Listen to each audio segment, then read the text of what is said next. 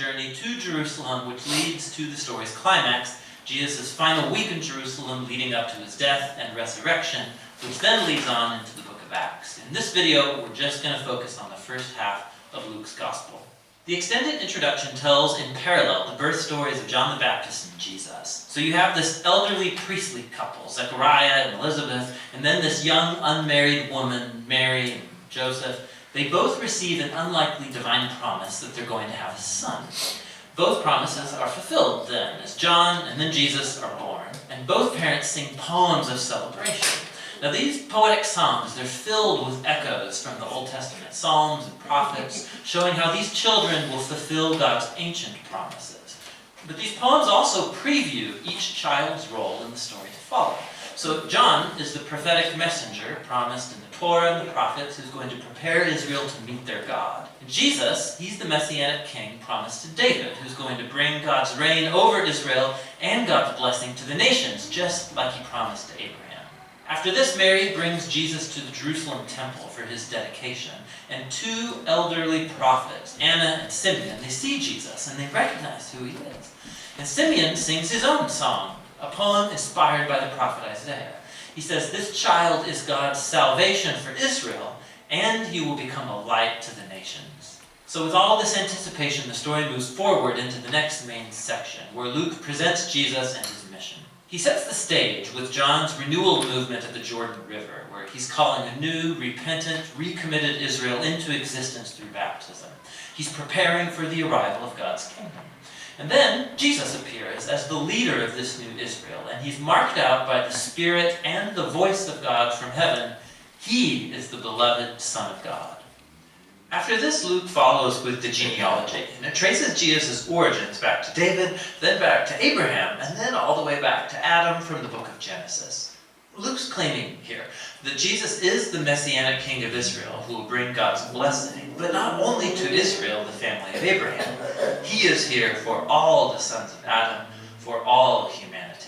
After this, Luke has strategically placed the story of Jesus going to his hometown Nazareth, where he launches his public mission. At a synagogue gathering, Jesus stands up and he reads from the scroll of Isaiah, saying, "The Spirit of the Lord is upon me, to preach good news to the poor and freedom for the prisoners, new sight for the blind and freedom for the oppressed." Now, along with the other Gospels, Jesus is presented here, he's the Messianic King bringing the good news of God's kingdom. But what Luke uniquely highlights are the social implications of Jesus' mission. So he brings freedom. The Greek word is aphesis. It literally means release, and it refers to the ancient Jewish practice of the year of Jubilee, described in Leviticus 25. It's when all Israelite slaves were released, when people's debts were canceled, when land that was sold is returned back to families. It's all a symbolic reenactment of God's liberating justice and mercy. And then Jesus says that this good news of release is specifically for the poor. Now, in the Old Testament, the poor, or in Hebrew, ani, it's a much broader category than just people who don't have very much money. It refers also to people of low social status in their culture, like people with disabilities, or women, and children, and the elderly. It also can include social outsiders, like people of other ethnic groups, or people whose poor life choices have placed them outside acceptable religious circles. And Jesus says that God's kingdom is especially good news for these people. So after this, Luke immediately puts in front of us a large block of stories, showing us what Jesus' good news for the poor looks like. It involves the healing of a bedridden sick woman, or a man who has a skin disease, or someone who's paralyzed. There are stories here also about Jesus welcoming into his community a tax collector, like Levi, who's not financially poor, but he is a social outsider. There's a story about Jesus forgiving a prostitute. Luke's showing us how Jesus' kingdom brought restoration and reversal of people's whole life circumstances. He's expanding the circle of people who get invited in to discover the healing power of God's kingdom. And as Jesus' mission attracts a large following, he does something even more provocative. He forms these people into a new Israel by appointing over them the 12 disciples as leaders corresponding to the 12 tribes of Israel. And then Jesus teaches his manifesto of an upside-down kingdom, or as Luke calls it, the sermon given on the plain. He says God's love for the outsider and the poor means that his kingdom brings a reversal of all of our value systems. He is here to form a new alternative people of God who are going to respond to Jesus' invitation by practicing radical generosity, by serving the poor. People who are going to lead by serving and live by peacemaking and forgiveness. People who are deeply pious but who reject religious hypocrisy. Now, Jesus' radical kingdom vision, his claim to divine authority, it starts to generate resistance and controversy, especially from Israel's religious leaders. His outreach to questionable people, it's a threat to their religious traditions and their sense of social stability. And so they start accusing Jesus of blaspheming God, of being a drunk and mixing with sinners. And so this section culminates in a new revelation of Jesus' mission to his disciples. He says that, yes, he is the Messianic king, and that he's going to assert his reign over Israel by dying in Jerusalem, by becoming the suffering servant king of Isaiah 53, who dies for the sins of Israel. And then the shocking idea, it gets explored in the next story, as Jesus goes up a mountain with 3 of his disciples, and he's suddenly transformed in front of them. They're enveloped in this cloud of God's presence, who announces, "This is my chosen son." And then Moses and Elijah are there, the 2 other prophets who encountered God's presence and voice on a mountain. And Luke tells us that they're talking together about Jesus' exodus that he was about to fulfill in Jerusalem. Now that Greek word exodus, it's a clear reference to the Exodus story. Luke is portraying Jesus here as a new Moses who will lead his newly formed Israel into freedom and release from the tyranny of sin and evil in all of its forms, personal, spiritual, and social. And that's going to lead us into the second half of the book. But for now, that's the first half of the Gospel according to Luke. All right, so thanks for sitting through cartoons again. Those are a bit heady, but they are really powerful, and I think show to you guys, advanced students of the Word, a little more of the sweep of Luke. I wrote to them one time asking about something, copyrights or something else, and that guy answered me. Tim, he was just like, "Hey, it's me." I was like, "Okay, all right, I'll take that. Well, let's go to the Lord in prayer today. Thank you, Lord Jesus, for your love and grace. Thank you for entering our story. Thank you for adding your own story and untwisting our story. We praise you for that. And we walk with you today. Amen. Right. Transfiguration Sunday, the story behind the story.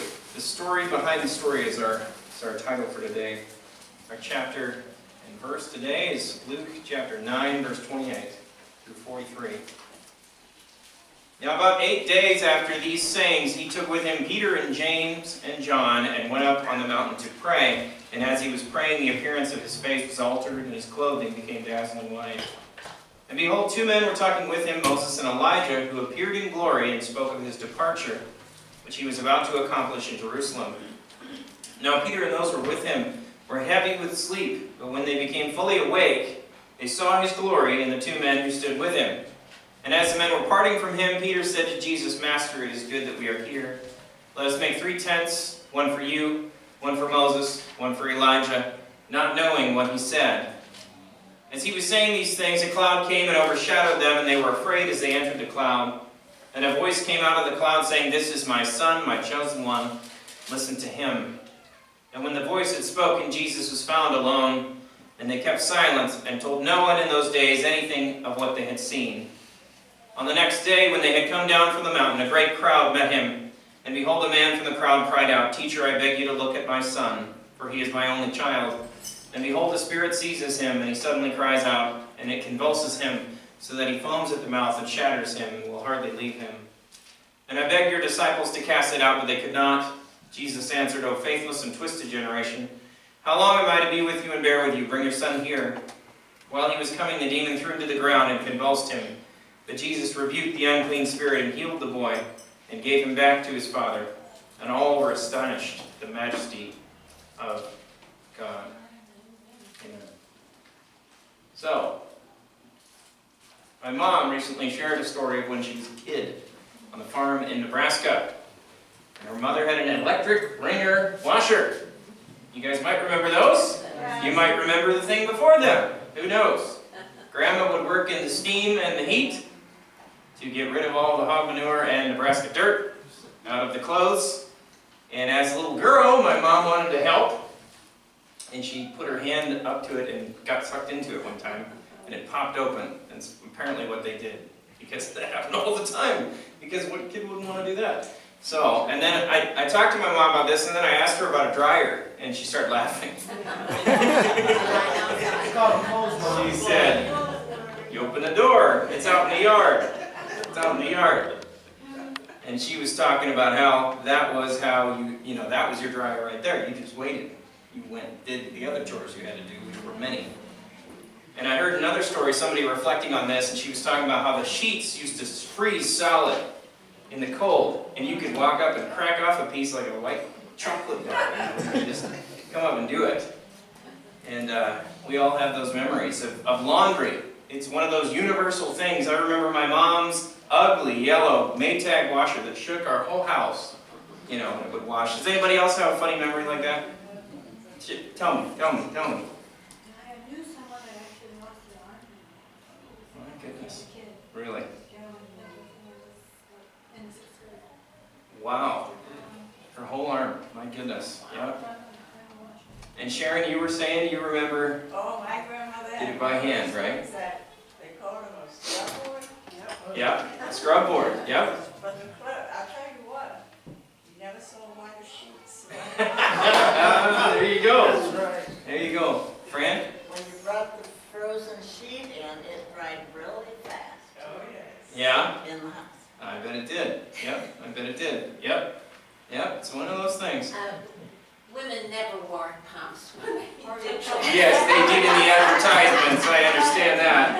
It's Minnie Mouse shoes she has on. I didn't even see that. That's a good detail. I can't imagine you guys wore You a whole know, lot of pumps when you were I doing that. came here, I really did think housewives dressed up in high heels. I really did. Because you came from another country and you thought this is how American housewives dress. Yes, of course.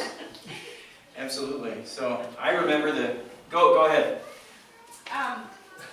In Europe, in Slovakia, my aunt, I remember she had one of those, and then she would put the wet clothes in the bucket, and we would haul them put our galoshes on, we would haul them to the whooshing stream in the middle of the winter, Wow. and rinse them out in the cold water, and I still remember how refreshing that was. I'm sure it was mandatory refreshment. Yes. And then hang them in the 2-degree weather. Woo! Yes, absolutely. Absolutely. What's it like in India? I remember. I think people used to have there used to be separate community who does the laundry. Right.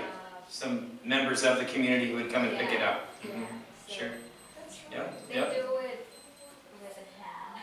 Yeah, and I think that's more how it was in Jesus' time, that there was a certain group of people that did it. So I remember the smell of Fel's naphtha in my grandmother's laundry room. And when Grandpa died, I went in that laundry room. Because they're selling the house now, but every time I smell that, I'll just go right back to that. Absolutely. We read Luke's version of the story today, but as Mark describes it, Jesus' clothes became radiant, intensely white, as no launderer on earth could bleach them. As no one on earth could bleach them, as no one had ever seen them. And that's an important image for the time. Laundry in Jesus' day was a brutal, primitive process. Some people picked up your clothes if you were rich, otherwise you did it yourself. They were stamped in a bucket, and they didn't have soap. Do you know what they put in there? Urine. Yeah, that was how you clean clothes. Yes, so it was a pretty awful process. And then they would dry them out, and they would brush them with a hedgehog hide to get some of the dirt and the nap out and everything else. But once you washed a garment, it was never the same. It was never as good as it was when you first had it. In that society, the laundry was a mark of your status. If you were wealthy or part of the upper class, you could get good launderers. It was an instant sign that you were important, someone to listen to if your clothes were gleaming. It was very rare that this happened. There was no such thing as soap. The roads were all mud. People rarely bathed. To be radiant, intensely white as no launderer on earth could bleach them was a rare observation. These were the garments of a king. This is what the Caesar wore, what the emperor wore. And now we're concluding our series on Jesus, the demolition artist. We've been talking about how Jesus demolished so many things at the beginning of his career, And then the beginning of the early church as well. We talked about how his first miracle, his inaugural miracle, was to make wine from water. It was an unnecessary miracle. He wasn't healing anybody. He wasn't raising anyone from the dead. He was making something unnecessary as a sign that the party is here. This is the party. This is the celebration. This is a miracle of relationship. That's the main thing, not a military victory, a victory of status, or victory of relationship, signified by wine made from old dirty water. We talked about his inaugural address when he got up at the synagogue to read from Isaiah. Here he reads about how he will be reaching the blind, lame, the withered, and the broken. And that's where the kingdom will come from. That's who he will start with. That will be his inner circle. And so he demolishes expectations that he's going to be with these elite, those with perfect hair and well-trimmed nails who go to church every time the doors are open. And then we talked about Jesus, the first ascensionist. The discussion in Hebrews talked about how Jesus came among us and went before us all the way through death to make a way for us. He shared in our flesh and blood, as the writer of Hebrews says. He demolished the expectation that he would be somehow different from us or above us, but instead came down from his throne to share in our weakness. And most of all, that most human of faiths, death. And finally, we looked at 1 Corinthians 13. 1 Corinthians 13, Paul's most famous bit of writing about the most excellent way. He writes to the grumbling, backbiting community of the Corinthians to tell them that the point of all spirituality... Hi, boo. Well, I'll start over. Steal the show, baby. Absolutely. No problem. No problem. Okay. He writes to the grumbling, backbiting community of the Corinthians to tell them that the point of all spirituality that they think they're so good at, that spiritual gifts and knowledge aren't meant to increase your status or increase your worldly power, but to bring you to love. The most excellent way, love is patient, love is kind, love is not puffed up. When I was a child, I spoke like a child.